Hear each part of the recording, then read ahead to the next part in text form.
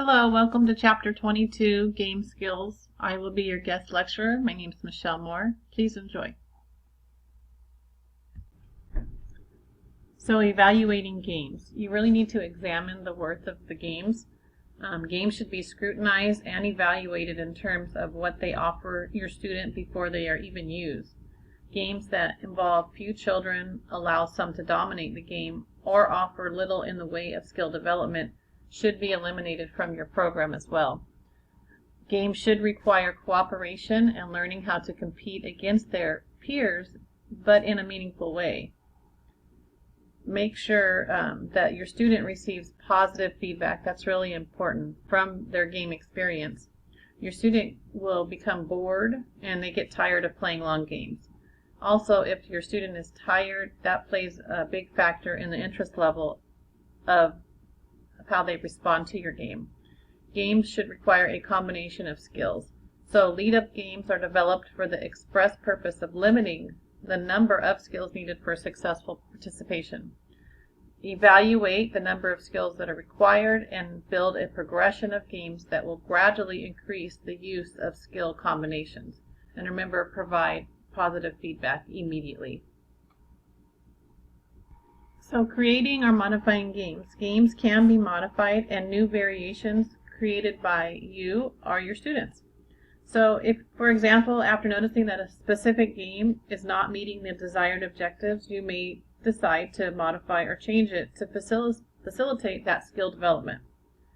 So some of the suggestions for modification will include change the distance to be run in the game, change the directions for locomotion such as hopping, walking, skipping. You can use galloping, running, and so forth. Play the game with one or more partners. Change the method of tagging in simple tag games.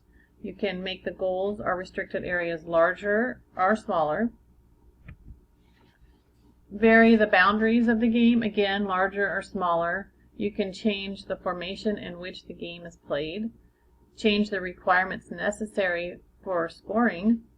You can increase the number of players, taggers, runners, number and type of equipment, and so forth.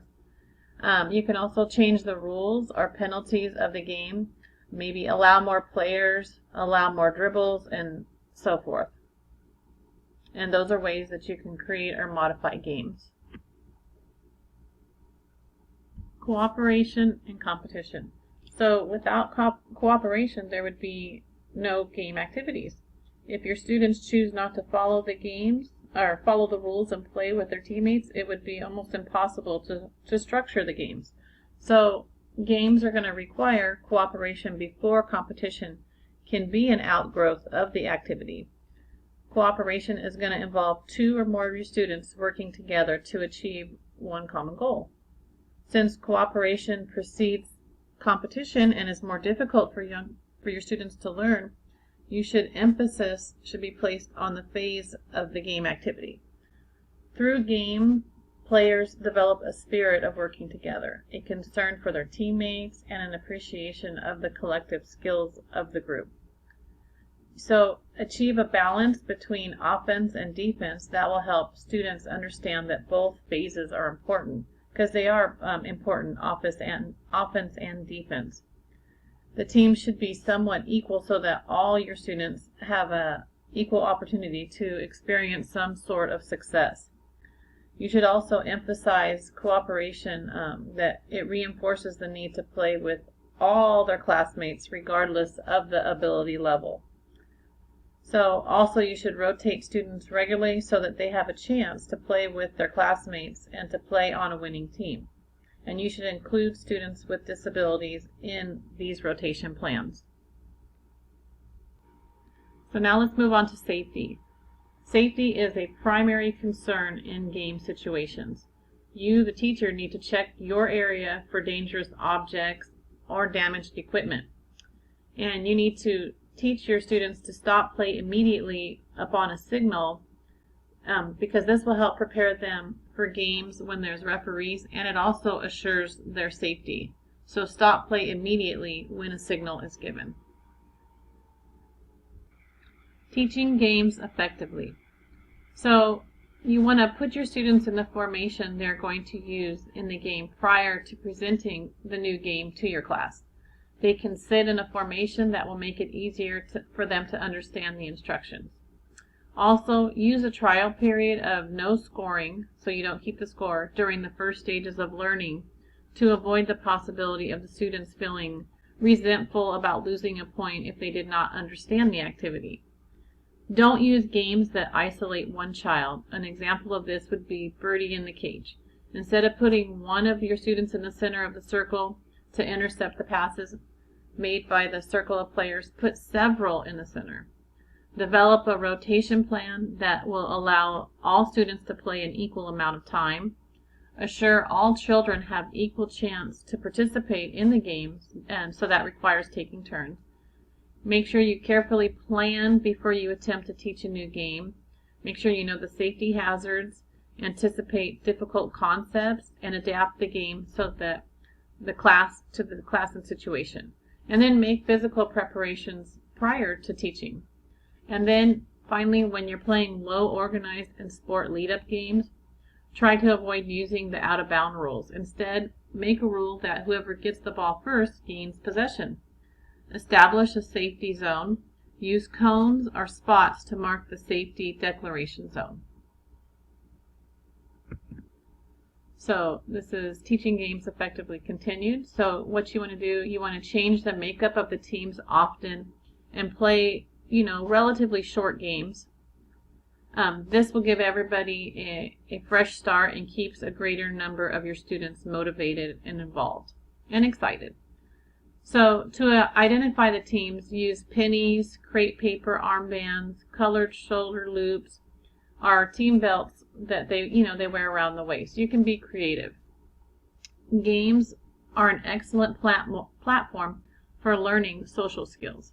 So you want to encourage the players to learn negotiation skills and to let them resolve the differences among themselves rather than having you decide each issue. You also want to help your students understand that learning to perform skills correctly is way more important than the outcome of the game. Continue instructions throughout the early phases of the game to prevent that. Use the rule of 3 as a way of simplifying rules. For example, you can only hold the ball for 3 seconds, take 3 steps, miss 3 catches, and so forth.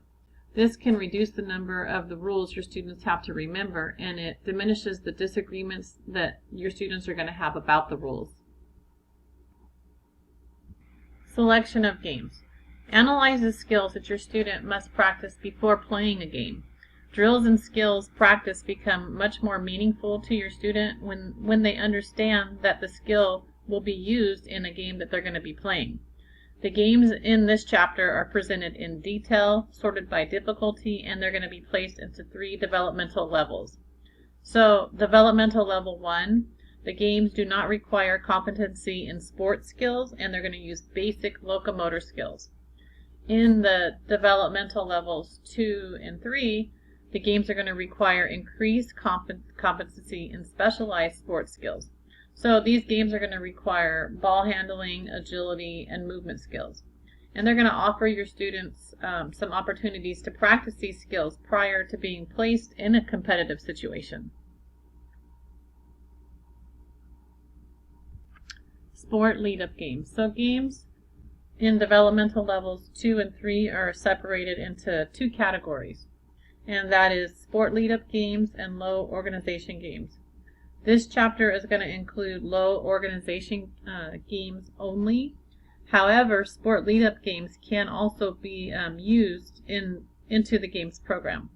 Sport lead-up games limit the number of skills required for successful participation, thus helping your children experience success in a sports setting. So for example, 5 Passes is a game designed to develop passing skills, and the children, they don't have to perform other skills like dribbling or shooting that are usually required, in that sport.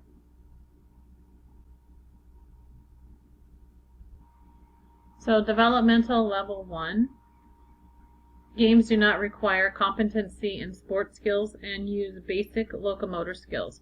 So level 1 is going to feature individual games and creative play, Few of these games emphasize team play or scoring systems.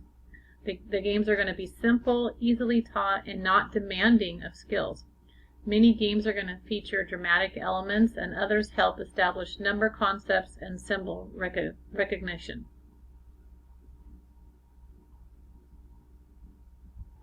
In developmental level 2, again, these games are going to require increased competency in specialized sports skills.